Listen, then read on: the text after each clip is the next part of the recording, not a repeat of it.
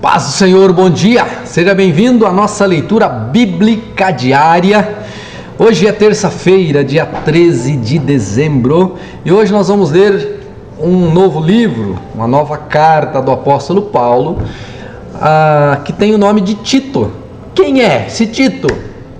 Por que foi escrita essa carta? Qual o momento? Qual o objetivo? Você não sabe, né? Pois é, mas o ano que vem você vai saber, porque eu vou fazer estudos sobre essa carta, inclusive. Então, ore a Deus aí, pedindo que o Senhor me dê graça, para que eu consiga executar desta forma aquilo que está no meu coração, e que com certeza vai ser uma bênção. Vamos juntos? Vamos ler, vamos aprender, vamos ser neste momento transformados pela palavra do Senhor? Então vamos. Tito 1 diz assim: Eu, Paulo, escravo de Deus e apóstolo de Jesus Cristo, escrevo esta carta. Fui enviado para fortalecer a fé daqueles que Deus escolheu para ensinar-lhes a verdade, que mostra como viver uma vida de devoção. Essa verdade lhes dá a esperança da vida eterna, que Deus, aquele que não mente, prometeu antes dos tempos eternos. E agora, no devido tempo, Ele revelou esta mensagem que anunciamos a todos. Por ordem de Deus, nosso Senhor, fui encarregado de realizar esse trabalho em favor dele. Escrevo a Tito, meu verdadeiro filho na fé. Escrevo a Tito, meu verdadeiro filho na fé, que compartilhamos. Que Deus, o Pai, e Jesus Cristo, nosso Salvador, lhes dêem graça e paz. Deixei-o na ilha de Creta, para que você completasse o trabalho e nomeasse presbíteros em cada cidade, conforme o instruí. O presbítero deve ter uma vida irrepreensível, deve ser marido de uma só mulher, e seus filhos devem partilhar de sua fé e não ter fama de devassos nem rebeldes. O bispo administra a casa de Deus e, portanto, deve ter uma vida irrepreensível. Não deve ser arrogante, nem briguento, nem deve beber vinho em excesso, nem deve ser violento, nem buscar lucro desonesto. Em vez disso, deve ser hospitaleiro e amar o bem. Deve viver sabiamente, ser justo e ter uma vida de devoção e disciplina. Deve estar plenamente convicto da mensagem fiel que lhe foi ensinada, de modo que possa encorajar outros com o verdadeiro ensino e mostrar aos que se opõem onde estão errados. Pois há muitos rebeldes que promovem conversas inúteis e enganam as pessoas. Refiro-me especialmente àqueles que insistem na necessidade da circuncisão. É preciso fazê-los calar, pois, com seus ensinos falsos, têm desviado famílias inteiras da verdade. Sua motivação é obter lucro desonesto. Até mesmo um deles, um profeta nascido em Creta, disse: os cretenses são mentirosos, animais cruéis e comilões preguiçosos. Isso é verdade.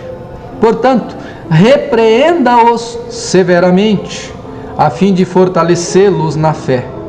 É preciso que deixem de dar ouvidos a mitos judaicos e às ordens daqueles que se desviaram da verdade. Para os que são puros, tudo é puro, mas para os corruptos e descrentes, nada é puro, pois têm a mente e a consciência corrompidas. Afirmam que conhecem a Deus, mas o negam por seu modo de viver. São detestáveis e desobedientes, e não servem para fazer nada de bom. Capítulo 2. Mas quanto a você, que suas palavras reflitam o ensino verdadeiro. Os homens mais velhos devem exercitar o autocontrole, a fim de que sejam dignos de respeito e vivam com sabedoria. Devem ter uma fé sólida e ser cheios de amor e paciência. Semelhantemente, as mulheres mais velhas devem viver de modo digno. Não devem ser caluniadoras, nem beber vinho em excesso. Antes, devem ensinar o que é bom. Devem instruir as mulheres mais jovens a amar o marido e os filhos, a viver com sabedoria e pureza, a trabalhar no lar, a fazer o bem e a ser submissas ao marido. Assim não envergonharão a palavra de Deus. Da mesma forma, incentivem os homens mais velhos a viver com sabedoria. Você mesmo deve ser o exemplo da prática de boas obras. Tudo o que fizer deve refletir a integridade e a seriedade de seu ensino. Sua mensagem deve ser tão correta a ponto de ninguém a criticar. Então os que se opõem a nós ficarão envergonhados e nada terão de ruim para dizer a nosso respeito. Capítulo 2, versículo 9. Quanto aos escravos, devem sempre obedecer a seu senhor e fazer todo o possível para agradá-lo.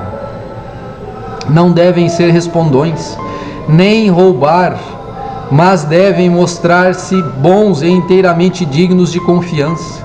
Assim tornarão atraente em todos os sentidos o ensino a respeito de Deus, nosso Salvador, pois a graça de Deus foi revelada a todos e a todos traz salvação.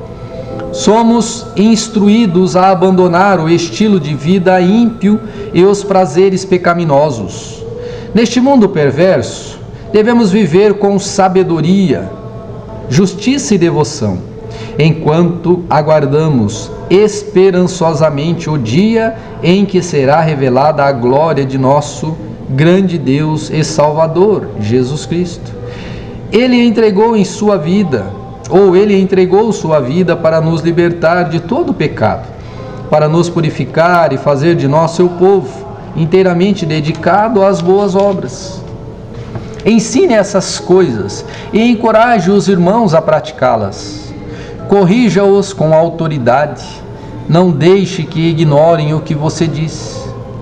Lembre a todos que se sujeitem ao governo e às autoridades. Devem ser obedientes e sempre prontos a fazer o que é bom. Não devem caluniar ninguém, mas evitar brigas, que sejam amáveis e mostrem a todos a verdadeira humildade. Em capítulo 3, versículo 3. Em outros tempos, também éramos insensatos e desobedientes. Vivíamos no engano e nos tornamos escravos de muitas paixões e prazeres. Éramos cheios de maldade e inveja e odiávamos uns aos outros. Mas, quando Deus, nosso Salvador, revelou sua bondade e seu amor, Ele nos salvou, não porque tivéssemos feito algo justo, mas por causa de sua misericórdia. Ele nos lavou para remover nossos pecados e nos fez nascer de novo e nos deu nova vida por meio do Espírito Santo. Generosamente derramou o Espírito sobre nós por meio de Jesus Cristo, nosso Salvador. Por causa de sua graça, nos declarou justos e nos deu a esperança de que herdaremos a vida eterna. Essa é uma afirmação digna de confiança e quero que você insista nesses ensinamentos para que todos os que creem em Deus se dediquem a fazer o bem. São ensinamentos bons e benéficos para todos. Não se envolva em discussões tolas sobre genealogias intermináveis, nem em disputas e brigas sobre a obediência às leis judaicas. Essas coisas são inúteis e perda de tempo. Se alguém tem causado divisões entre vocês, advirta-o uma primeira e uma segunda vez. Depois disso, não se relacione mais com ele. Tais indivíduos se desviaram da verdade e condenaram a si mesmo com seus pecados. Planejo enviar-lhes Ártemas ou Tíquico. Assim que um deles chegar, procure ir ao meu encontro em Nicópolis, pois decidi passar o inverno ali. Faça todo o possível para ajudar Zemas, o advogado, e Apolo na viagem deles. Providencie que tenham tudo o que precisam. Nosso povo deve aprender a fazer o bem ao suprir as necessidades urgentes de outros. Assim ninguém será improdutivo. Todos aqui mandam lembranças. Por favor, envie minhas saudações a todos que nos amam na fé. Que a graça de Deus esteja com todos vocês. Amém! Louvado seja o nosso Deus, que Deus te abençoe e que você tenha um dia espetacular em nome do Senhor Jesus. Amanhã nós vamos ler uma carta bem pequena, carta de Filemon. Vamos ver o que está escrito nessa carta. Será amanhã essa leitura e vai ser uma bênção em nome de Jesus. Deus abençoe cada um de vocês e nós nos vemos amanhã na nossa próxima leitura. Fiquem com Deus em nome de Jesus.